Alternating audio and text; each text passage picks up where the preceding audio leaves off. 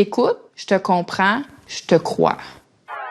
C'est dans la vie virtuelle, mais c'est tout aussi dangereux. Il m'a trouvé. Je sais pas comment il m'a trouvé. Des histoires d'horreur, on en entend, on en voit, on en lit. Souvent, notre réflexe, c'est « je delete ». Mais tu viens de déléter ma preuve. Vous, à la base, vous arrêtez les méchants, vous les foutez en prison. Ben. C'est plus complexe. Est-ce que tu trouves que We Dating the Same Guy fait une job que peut-être la police fait pas? On va aller là? OK.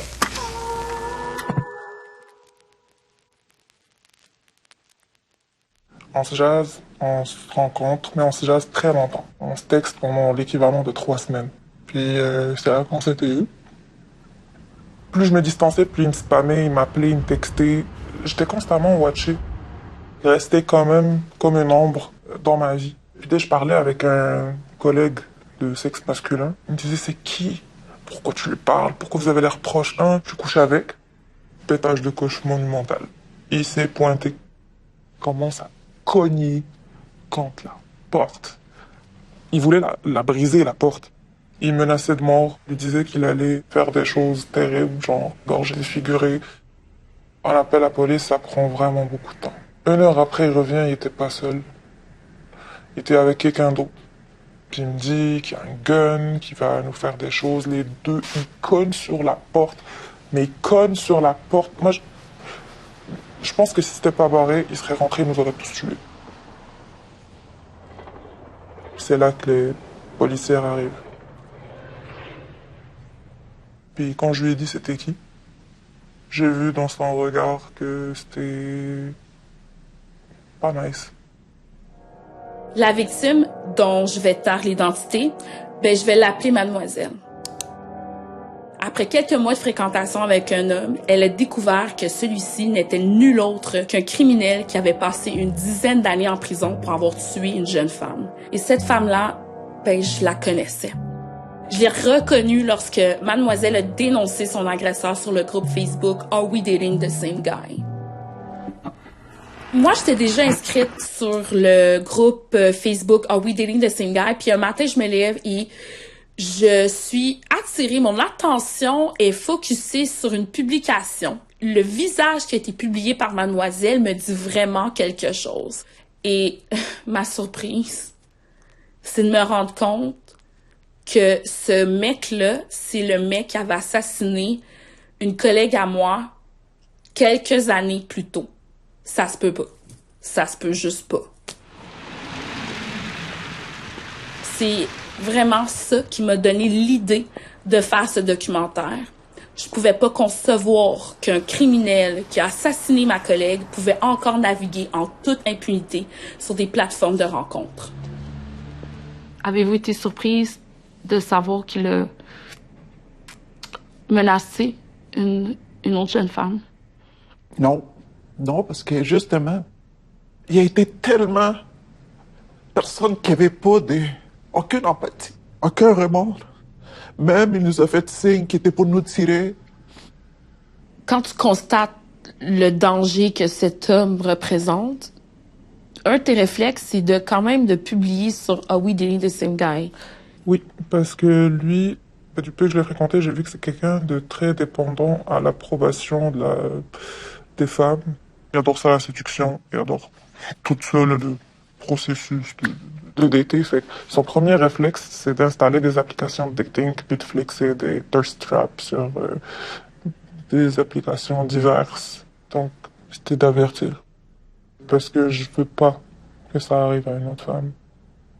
On a su avec cette jeune femme-là qu'il utilise les réseaux sociaux pour aller chercher ses prochaines victimes. Oui, c'est sûr. De toute façon, aujourd'hui, c'est rien que ça. Qui est en arrière de l'écran, on ne sait pas c'est qui.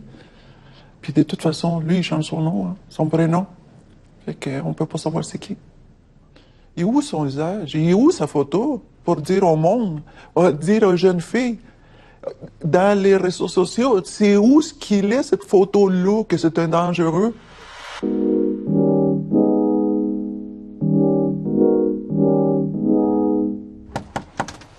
Fait que nous, on est un genre de groupe d'autodéfense collective, féminine, douce.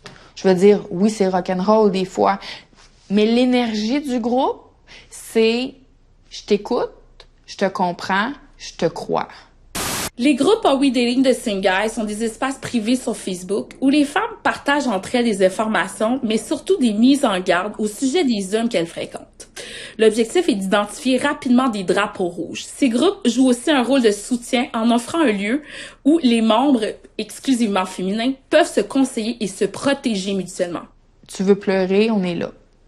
Tu veux raconter ton histoire parce que t'es traumatisé puis tu veux t'assurer qu'il n'y ait pas de femmes qui vivent la même chose, on est là. Nous, là, notre but, c'est pas de couper des têtes. On n'est pas un tribunal. Le groupe a été créé pour apporter ce que le milieu judiciaire n'apporte pas aux femmes. Du sens... Qu'est-ce que tu veux dire? OK. Quand tu as un casier, on est capable d'aller te chercher. Mais quelqu'un qui a des dizaines et dizaines de plaintes, mais qui n'a pas été reconnu coupable ou que le processus est en cours de se faire... Et où la protection? Où est la protection? Donc, pour quelqu'un que sa façon de recruter des victimes, c'est les réseaux sociaux, puis quels moyens on a pour savoir que cet homme-là a 17 plaintes pour harcèlement, pour violence physique, psychologique et tout. Il n'y a pas de moyens. Tu sais, moi, je pensais, ah ouais, full potin, let's go, on parle de ce gars-là, c'est un player. Mais c'est quand j'ai vu la fille que je connaissais qui s'est fait assassiner puis que son assassin est revenu sur Are We Dating the Same Guy, c'est là que j'ai fait. Ah. Okay. Au Québec, on va voir beaucoup de femmes se tourner vers ce type de communauté numérique parce que, je vous le dis, là, l'accès aux dossiers criminels est beaucoup plus complexe qu'on pourrait penser. C'est public, mais il faut quand même comprendre les codes criminels. Et faut que tu payes pour être en ligne ou sinon, faut que tu ailles au bon palais de justice, que ce soit à Laval, à Saint-Jérôme, à Blainville, à Mirabel, à Montréal, tu sais pas où est-ce que le gars il a commis un crime. C'est fucking compliqué, man! Le petit patinet ne donne pas son vrai nom. Comment t'es supposé aller checker son passé criminel? C'est juste pour vous montrer un peu la complexité de la chose. Combien de temps que ça te prend pour modérer ce groupe-là? Par jour, mettons. Si on le voulait, c'est 24 heures sur 24. Il y a de la demande et de la demande. C'est moi, quand je suis rentrée, quand ils ont décidé de faire une nouvelle batch de nouvelles modératrices, il y avait 2000 demandes en attente. C'est très strict. On n'accepte aucune chance. On veut laisser aucune chance. Et les femmes viennent sur notre groupe pour être en sécurité, pour se livrer. Souvent, elles sont déjà démolies. Je veux dire, on s'entend, là, c'est des histoires atroces qu'on peut voir passer sur le groupe, chose à quoi je ne m'attendais pas, d'ailleurs. Mais je veux dire, tu veux être entouré de femmes qui ont ton bien à cœur. Il y a des groupes que eux, bon, c'est souvent plus pour rire la personne. De là que ça me fait peur aussi, parce que ça commence à prendre de l'ampleur. Puis j'ai peur qu'à ce moment-là, ben, que nos groupes soient pas pris au sérieux, puis que ça devienne un show d'humour. Mais c'est pas ça. Oui, mais est-ce que tu trouves que Are We Dating the Same Guy fait une job que peut-être la police fait pas? On va aller là? OK. C'est pas qu'elles ne font pas leur travail. Non. Loin de là, je veux dire, ils sont là pour assurer notre sécurité. Ouais. On s'entend que les besoins de la société ont changé depuis les 20 dernières années. Et je crois qu'il y a un petit peu d'arriérage pour eux. C'est pas facile, ils ont besoin de sous, ça je le comprends totalement. Mais oui, je trouve qu'on fait ce que la police n'a pas le temps ou ne croit pas avoir le temps de faire. Merci vraiment de nous accueillir ce matin. Ça fait plaisir. Désolée, on est quand même un petit peu dans le jeu. Aucun stress. T'as 3 téléphones. Ils sont tous vieux, mais sont importants. Moi, j'étais enquêteur au crime technologique, ça s'appelait comme ça dans le temps, à partir de 2011. Et j'ai réalisé même en 2011-2012 qu'il y avait vraiment un besoin criant au niveau des interventions sur Internet. On comprenait pas comment l'Internet fonctionnait, c'est quoi les réseaux sociaux, c'est quoi les nouvelles technologies. Et on a dû écrire beaucoup pour expliquer le besoin d'une telle équipe. Et elle a vu le jour en 2017. C'était une petite équipe de 5. Et aujourd'hui, on est une équipe de 14. Est-ce qu'il y a une recrudescence des criminels qui utilisent les technologies, donc applications de rencontres ou les réseaux sociaux pour commettre des crimes? Oui, il y en a certainement. Il y a plusieurs facteurs, je pense, qui peuvent l'expliquer. La multiplicité des plateformes. Avant, quand je cherchais un enfant qui était fugueur, par exemple, il se retrouvait sur 2 plateformes. Aujourd'hui, j'en ai 25, 30 à aller fouiller pour le retrouver, par exemple. Et je pense aussi que ce qui est récurrent et que ce qui est constant depuis plusieurs années, c'est le fait que on se sent très anonyme et on se sent libre de responsabilité. On sent une impunité quand on est derrière un écran, comme si tout est permis et qu'on peut dépasser les limites que normalement, peut-être, on dépasserait pas dans la vie traditionnelle.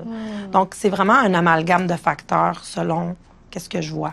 Puis qu'est-ce qui complique votre travail au niveau des criminels qui utilisent les médias sociaux ou qui utilisent n'importe quelle forme de médias numériques? Comme tous les gens, ils sont bien avertis, ils sont bien au courant de ce que les gens font. Ils connaissent les applications. Ils savent sur quelles applications les femmes sont pour aller rencontrer des gens. Ils connaissent les patterns, les modus operandi que les gens vont utiliser pour communiquer avec quelqu'un, répondre à quelqu'un, de quelle plateforme on pivote. Est-ce qu'on commence sur une plateforme et là, on pivote sur WhatsApp pour se parler plus en privé. Donc, la difficulté, c'est de pouvoir cerner ces gens-là parce qu'ils sont présents sur leur web et ils en font leur environnement quotidien. Il y a tellement de comptes, genre juste sur Instagram, je pense que ceux que moi je connais, c'est genre 3 ou 4, dont il me spammait. Il m'a trouvé, je sais pas comment il m'a trouvé. J'ai personne, j'ai 0 abonné, j'ai personne. Quand je dis j'ai personne. Il m'a trouvé, puis il m'a contacté, il me fait WhatsApp. C'était des photos de guns, c'était des menaces, c'était des audios de fous. C'était des menaces très inquiétantes.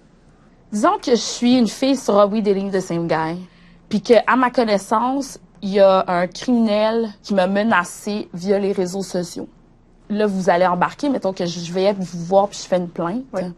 Est-ce qu'il va être automatiquement arrêté? OK. C'est une question large. Large, oui.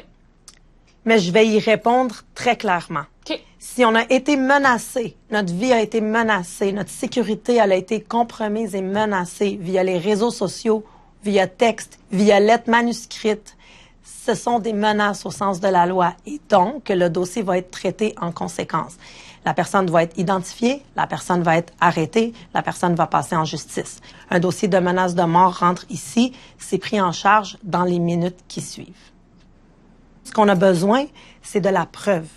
Et c'est ça qui est difficile pour les victimes. Parce qu'une victime qui va recevoir, par exemple, un message malaisant ou un message qu'elle sent menaçant, souvent, notre réflexe, c'est « je delete ».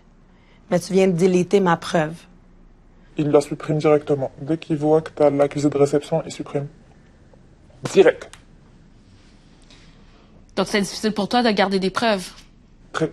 Donc, c'est pour ça qu'on sensibilise les gens. Si tu es mal à l'aise, si tu te sens menacé, si tu vois quelque chose qui dépasse les limites, j'ai besoin de capture d'écran, j'ai besoin des noms d'identifiants, j'ai besoin que tu connaisses l'application autant que lui la connaisse. Dès que la conversation commençait, j'essayais de mettre l'affaire de screen recorder. Puis à l'époque aussi, ce que j'avais fait, c'est que j'avais un vieux téléphone, puis je l'ai sorti, puis je l'ai allumé, puis je commençais à prendre des photos. Directement, dès que j'ouvrais la conversation, je prenais des photos de chaque chose qui se disait. C'était le seul moyen. Il sait très bien ce qu'il fait. Même à some point, il était en dedans, puis il m'a contacté. Hein. La réalité, c'est que la victime va se présenter peut-être dans un poste de police et ça n'excuse rien. Mais elle va dire, je vis de la cyberviolence. Est-ce qu'il vous harcèle? Ben, il m'a écrit 2 fois. Mais au niveau du code criminel, l'harcèlement criminel, tu dois démontrer une continuité. Donc, des fois, il faut que je me retrouve à dire à la victime, retourne le vivre encore un petit peu, prends des captures d'écran et reviens-moi. Mais c'est pas ça le but. Le but, c'est de pouvoir lui apporter de l'aide. Donc, on le travaille sans cesse. C'est vraiment C'est pas de l'harcèlement numérique. C'est drôle que vous dites ça. Vous dites l'harcèlement criminel. Oui. Pourquoi?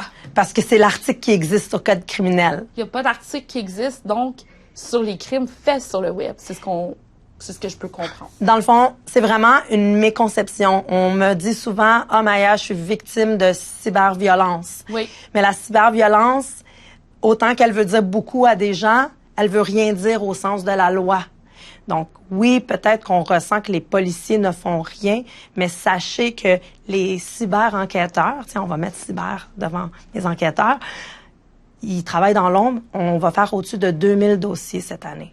2000? Oui. Donc, on va faire au-dessus de 2000 dossiers et la majorité de ces dossiers-là, c'est des crimes contre la personne. Et notre taux de succès est excessivement élevé. Oui, on est encore dans un espace où certaines victimes ne se sentent pas écoutées et c'est l'importance pourquoi je parle aujourd'hui. Je veux que vous soyez écoutés et vous l'êtes. C'est juste, on a besoin de votre aide et c'est vraiment un travail d'équipe parce que ce que vous vivez en ligne, moi, je dois en avoir la traduction pour pouvoir faire mon travail. J'ai besoin du contexte. Est-ce que c'est de l'extorsion? Est-ce qu'on est en train de t'intimider? Est-ce qu'on est en train de t'harceler criminellement? Est-ce qu'on est en train de te menacer? Est-ce qu'il y a des menaces sous-jacentes ou est-ce que c'est des menaces claires? Il faut que je trouve dans quel carré de sable d'infraction criminelle que ce que tu vis comme victime rentre. Si ça rentre pas dans aucune infraction criminelle, très difficile d'aller de l'avant avec un dossier criminel.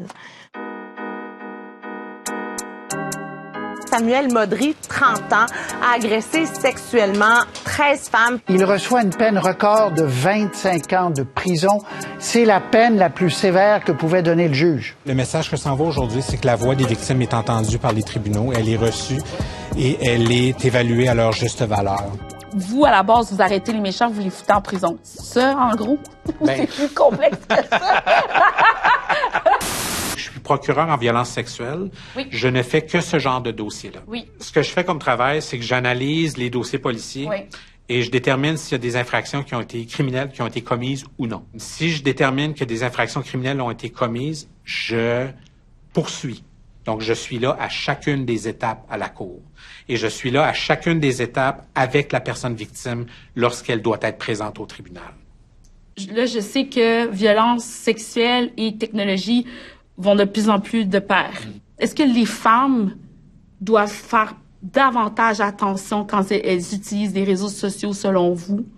C'est difficile pour moi de répondre à cette question-là, parce que moi, surtout, ce que je veux que les personnes victimes comprennent, c'est que moi, je veux pas ajouter à leur fardeau de la vie. La violence sexuelle, c'est pas récent. C'est pas un phénomène récent. C'est un phénomène qui est vieux comme le monde. La société évolue, la société s'éduque, la société change. Pour moi, à titre de procureur, je dirais que l'utilisation d'applications de rencontres ou de médias sociaux dans la commission d'une infraction, c'est souvent pour moi un mode de preuve. Oui, parfois, je peux plaider que c'est un modus operandi. Là, je rentre je rentre dans le droit un petit peu, là. Mais je peux, nous, on appelle ça une requête en fait similaire. Donc, essayer de démontrer au juge que la manière de faire est pareille ou très similaire d'une personne victime à l'autre, notamment en passant par l'utilisation des médias sociaux ou des applications de rencontre. Je peux certainement utiliser ça. OK, ça se fait. Oui, absolument. Absolument. Okay. C'est important de savoir s'il y en a eu. C'est important de savoir si on est capable de les obtenir. C'est important d'essayer de faire les démarches pour les obtenir. Mais si on ne les obtient pas, ça veut pas dire que la poursuite va être refusée automatiquement. Loin de là. C'est une question de qualité de la preuve. Et c'est une question d'être capable de remplir son fardeau hors de tout doute raisonnable. L'engrenage du système de justice peut parfois être très difficile pour une victime. Puis, j'ai goût de vous demander, parce que beaucoup de ces femmes à qui j'ai parlé me disent, c'est comme si on s'appropriait mon histoire puis que je deviens une témoin. Je ne suis plus nécessairement une victime, mais bien une témoin. En fait, ce que je peux vous répondre là-dessus, je vais parler au je. Oui. Donc, moi, ce que je fais lorsque j'entame des poursuites de violence sexuelle contre un accusé, il y a toujours une rencontre avec la personne victime où je lui explique quel est mon rôle. Et mon rôle, c'est parce que techniquement, ce que vous dites est tout à fait exact.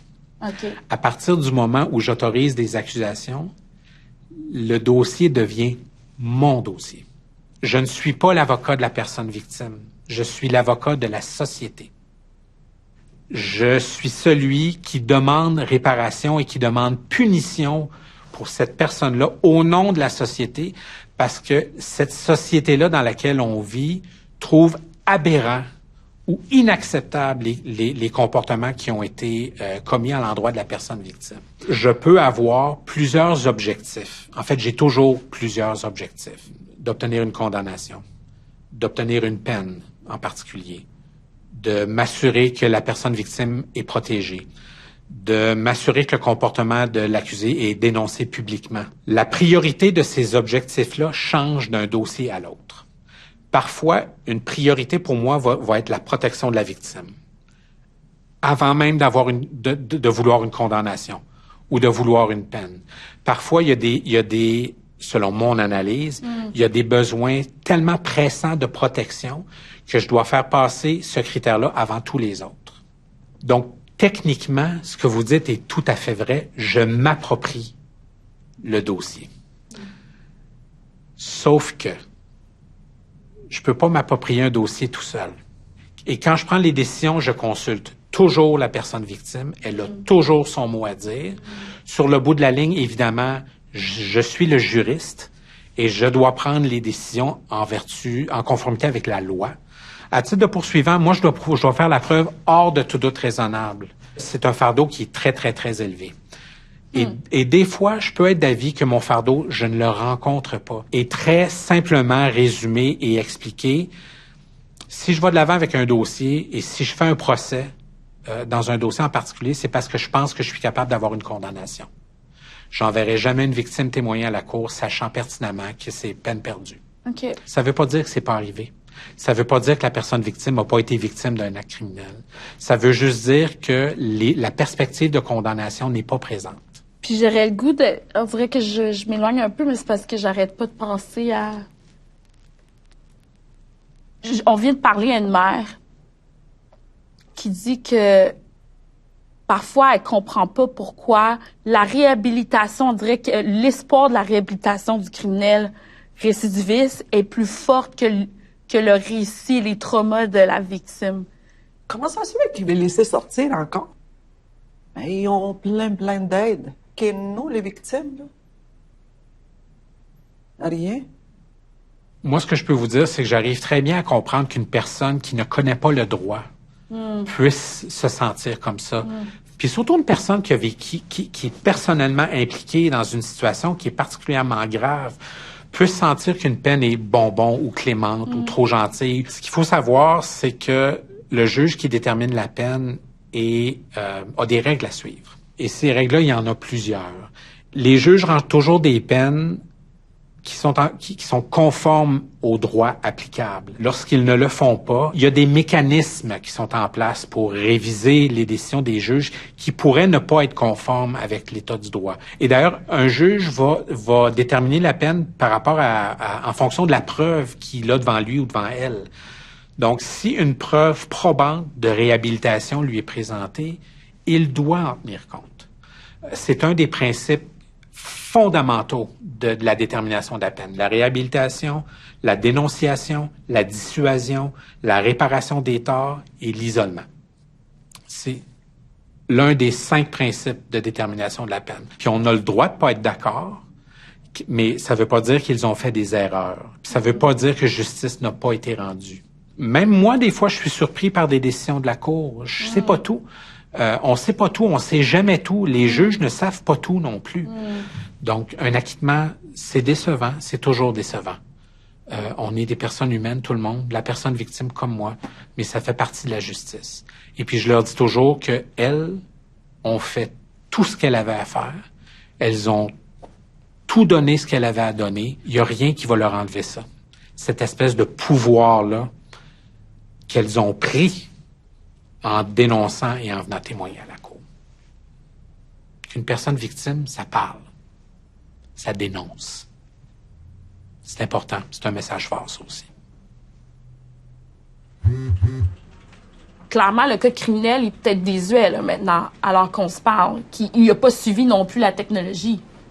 Ben, je pense pas que c'est à moi de commenter le code criminel. Non, Par contre, je peux vraiment dire que il va falloir que la sémantique soit adaptée et prenne plus d'importance au niveau des lois qui existent pour qu'on puisse adresser plus spécifiquement qu'est-ce que les victimes vivent.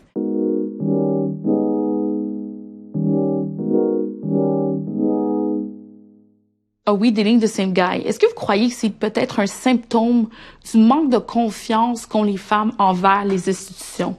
Absolument. Les femmes ont été laissées pour compte très longtemps. en matière d'agression sexuelle. On dit qu'à peu près 90% des femmes sont les victimes d'agressions sexuelles et les prédateurs sont à 96% des hommes. Donc, il est difficile d'avoir une violence plus genrée que celle-là. Sénatrice Mélanie Deschênes. Le Canada n'a toujours pas de loi pour protéger les enfants des préjudices en ligne à cause de la lenteur des gouvernements à agir depuis 5 ans. Madame la sénatrice est quelqu'un de très impliqué, non seulement face à la cause des mineurs, mais c'est quelqu'un qui a été très, très vocal par rapport aux droits de la femme. Pourquoi certains hommes choisissent-ils d'acheter ainsi des femmes? Est-ce qu'une compensation financière peut vraiment justifier le préjudice infligé à celles qu'on achète? J'avais besoin de ces connaissances pour comprendre comment peut-on légiférer pour assurer la sécurité des femmes sur le web. Alors c'est assez ambitieux parce que le ministre Guilbeault ne veut pas seulement mettre au pas les sites porno, mais les plateformes web. Est-ce que selon vous, les grandes plateformes comme Meta, Bumble, Tinder, est-ce que vous croyez qu'ils ont une responsabilité morale? Absolument. Non seulement ils ont une responsabilité morale, mais ils ont une responsabilité réelle de protéger les clients de leur plateforme, ce qu'ils ne font pas. En général, les plateformes ont été vraiment très irresponsables jusqu'à maintenant. Tout ce qui compte, c'est de faire de l'argent. Tout ce qui compte, c'est d'avoir un maximum de clients. Et ce qui se passe après, on s'en fout un peu. Pour moi, il est clair que c'est une déresponsabilisation absolue des plateformes Internet et qu'il faut que ça change. Ce sont des entreprises comme d'autres. Aucune entreprise canadienne basée au Canada qui vend un produit, qui vend un service pourrait être aussi irresponsable que ces plateformes-là. Comme on ne peut pas compter sur les agences elles-mêmes pour s'auto-réglementer, il faut qu'il y ait des lois qui soient passées pour obliger les agences de rencontres minimalement à exclure les mineurs de leur site. La difficulté, c'est est-ce qu'on peut, pour des adultes, demander des vérifications plus approfondies? On peut certainement, en tout cas dans des agences de rencontres, s'assurer que les clients n'ont pas de casier judiciaire.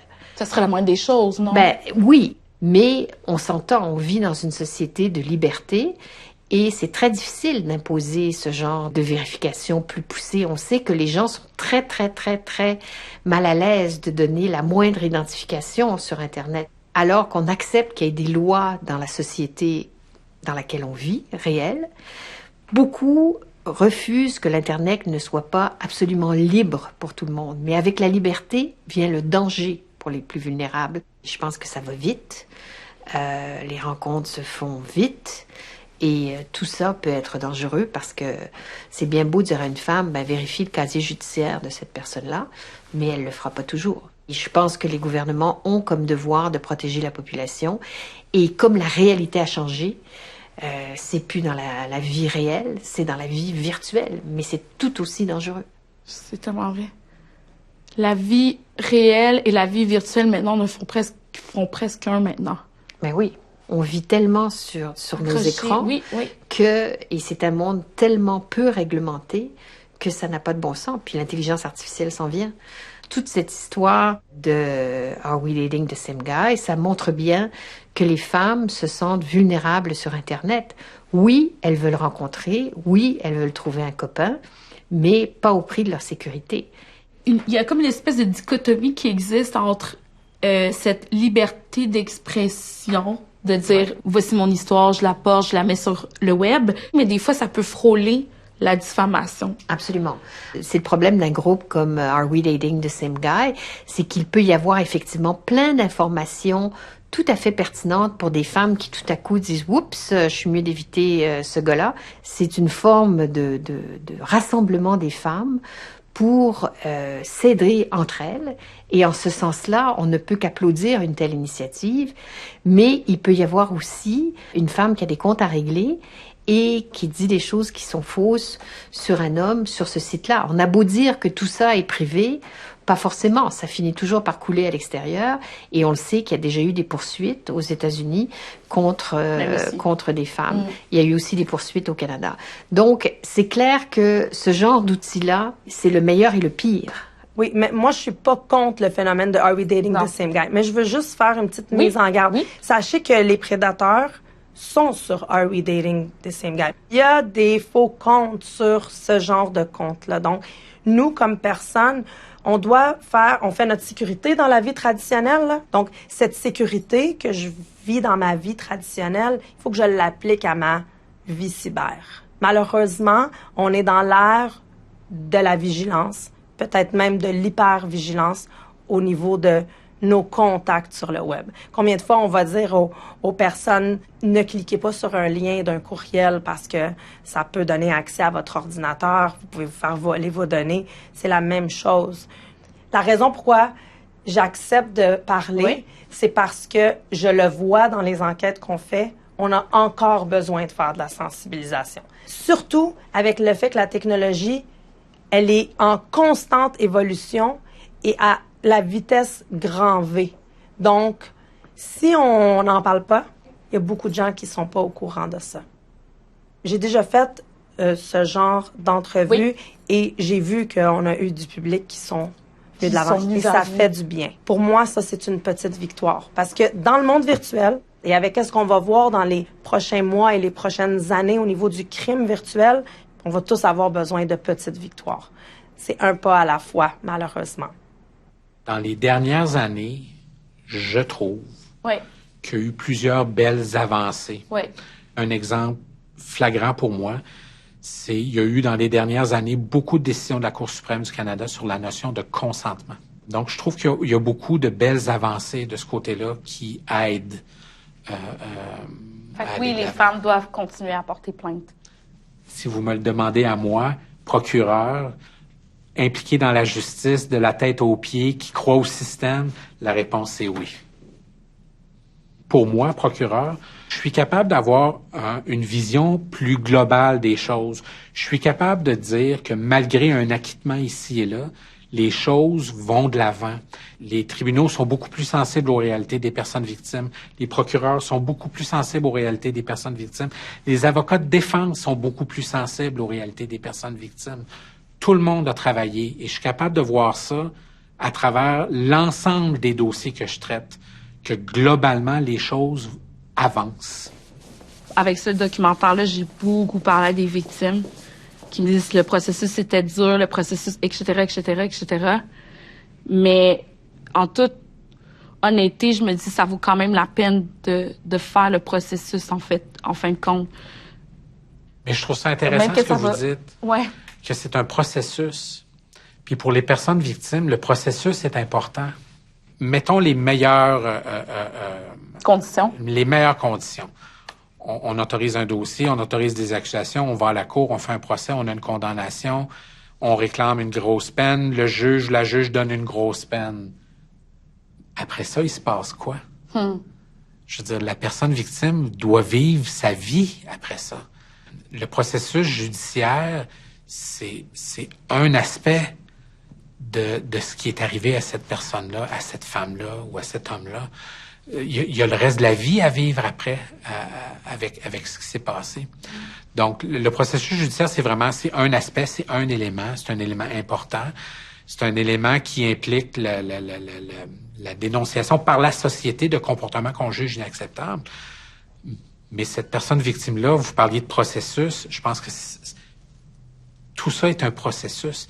Et de passer à travers le système judiciaire fait partie du processus. Je sais qu'il y a beaucoup de filles qui vont être touchées par ton histoire. J'espère que les filles vont faire attention à qui elles sortent, puis prendre leur temps. Je veux pas dire ça d'un temps plein de jugement, mais tout est rapide de nos jours. Tu vois une personne, ouais, vas-y, il me plaît, je lui plais, ouais, vas-y. Prenez votre temps pour... Si la personne n'est pas d'accord, est-ce que vous prenez votre temps, ben, c'est que c'est pas la bonne. C'est tout ce que j'ai à dire. C'est drôle parce que tout le monde nous a dit ça, la même chose qu'est-ce qu'elle nous a dit. Tout le monde. C'est fou. Le phénomène du dating en ligne, c'est un phénomène qui est quand même nouveau, là, parce que il y a 15, 20, 25 ans, rencontrer quelqu'un, ça se faisait en rencontrant des amis ou un collègue qu'on rencontrait sur le lieu de travail. Aujourd'hui, c'est un étranger qu'on laisse rentrer dans notre intimité web. C'est une des formes principales de rencontrer des hommes. Mon regard sur les entreprises qui gèrent les applications de rencontres est quand même critique. Pour moi, ça fait aucun sens que ça semble de pas tant les préoccuper que ça. Are we dating the same guy? C'est peut-être pas la solution parfaite, mais c'est un pansement sur un mal souvent plus profond. Il était important, ce groupe-là, puis je veux dire, bon, il y en a plein qui vont dire que c'est juste un groupe Facebook. Ben, c'est pas l'opinion que je partage. Moi, je suis fière de faire partie de ce groupe-là. Je trouve que c'est une entraide féminine numérisée. On se connaît pas, je t'ai jamais vu, mais viens ici, ma chum, je vais t'aider. C'est ça le but du groupe. Puis vous savez quoi? Une page comme Are We Dating the Same Guy, c'est pour avertir les femmes. Donc ce documentaire-là, je le fais aussi pour avertir les femmes, pour les sensibiliser. Maître Laflamme disait, une victime, ça parle. Je pourrais pas être plus d'accord, mais j'ajouterais qu'une victime a aussi besoin d'un cercle bienveillant pour aller se déposer, se reconstruire. On aura besoin de sororité et je suis reconnaissante que le web puisse au moins servir à ça.